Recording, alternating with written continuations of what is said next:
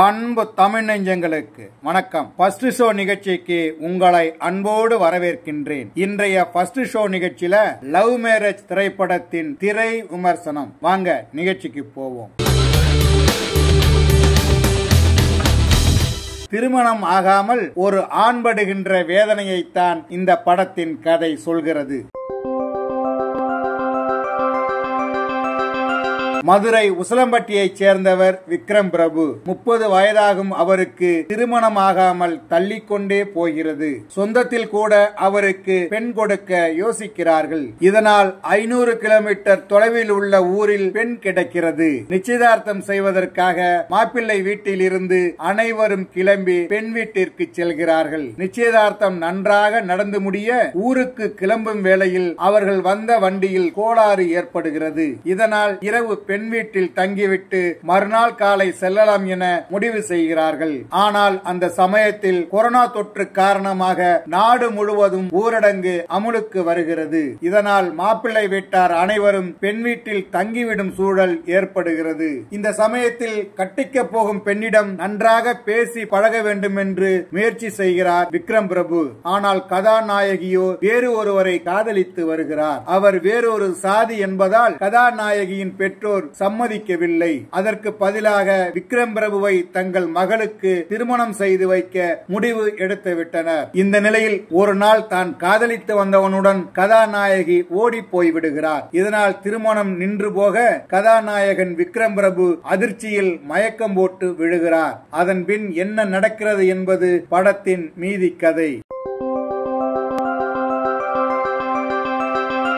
கதாநாயகன் விக்ரம் பிரபு தனக்கு கொடுத்த கதாபாத்திரத்தை மிக சிறப்பாக செய்து பாராட்டுகளை பெறுகிறார். பெண் கிடைத்துவிட்டார், திருமணம் நடக்கப் போகிறது என்றதும் மகிழ்ச்சியில் துள்ளி குதிக்கிறார். மணப்பெண்ணுடன் பேச வெட்கப்படுதல், பெண் ஓடிவிட்டார் என்றதும் ஏமாற்றமடைதல், வாழ்க்கையில் தொடர் தோல்விகள், அவமானப்படுத்தும் உறவினர்கள், ராசி சரியில்லாதவர் என்று கோபத்தை ஏற்படுத்துபவர்கள் என்று படம் முழுக்க தனக்கு கிடைத்த வாய்ப்புகளிலெல்லாம் இயல்பாக நடித்து அந்த பாத்திரத்திற்கு வலு சேர்த்திருக்கிறார் விக்ரம் பிரபு. கதாநாயகியாக சுஸ்மிதா. அவரது பாத்திர படைப்பும் அதற்கு அவர் கொடுத்த நடிப்பும் ரசிக்கும்படி உள்ளன.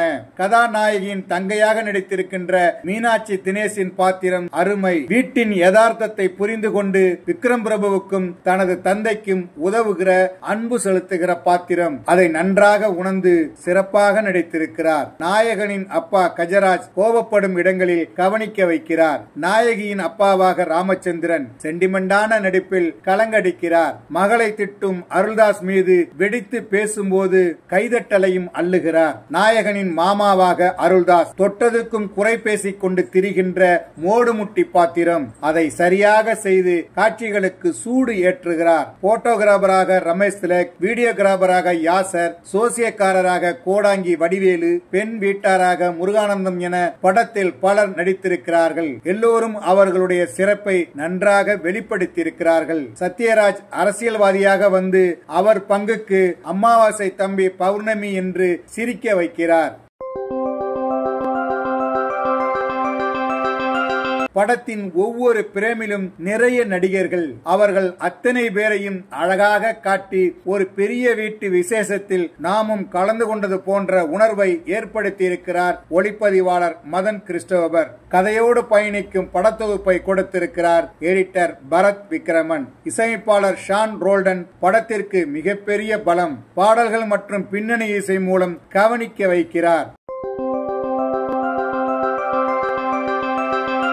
இந்த படத்தின் கதை எழுதி இயக்கி இருக்கிறார் இயக்குனர் சண்முக பிரியன். திருமணமாகாமல் ஒரு ஆண்படும் வேதனையை, இந்த சமூகத்தில் அவனுக்கு ஏற்படும் அவமானங்களை திரையில் காட்டிய விதம் அருமையாக இருக்கிறது. அதேபோல் சாதியை காரணமாக வைத்து நடக்காமல் போகும் திருமணங்கள் குறித்து பேசியதற்காக அவரை பாராட்டலாம். சாதியா இல்லை பெற்ற மகளா என்கிற சூழலில் கதாநாயகியின் தந்தை எனக்கு என் மகள்தான் முக்கியம் என எடுத்த முடிவு நன்றாக இருக்கிறது. படத்தின் ஆரம்பம் ஆரம்பம் முதல் இடைவேளை வரை படம் போகதே தெரியாத அளவுக்கு திரைக்கதை செல்கிறது. அதில் நகைச்சுவையும் படம் முழுக்க தெரிக்கிறது. இரண்டாம் பாதியில் அழகான காட்சிகளும் உணர்வுபூர்வமான சம்பவங்களும் இருந்தாலும் அது மயிலிறகால் வருடுவது போல சுகமாக இருந்தது. இதுதான் முடிவு என்பது முன்பே தெரிந்து விடுவதால் பெரிய எதிர்பார்ப்பு இல்லாமல் இரண்டாம் பாதி நம்மை கடக்கிறது. இருப்பினும் குடும்பத்துடன் சேர்ந்து கலகலப்பான ஒரு படத்தை பார்த்த திருப்தியையும் தந்திருக்கிறார் இயக்குனர். லவ் மேரேஜ் குடும்பத்துடன் பார்க்க வேண்டிய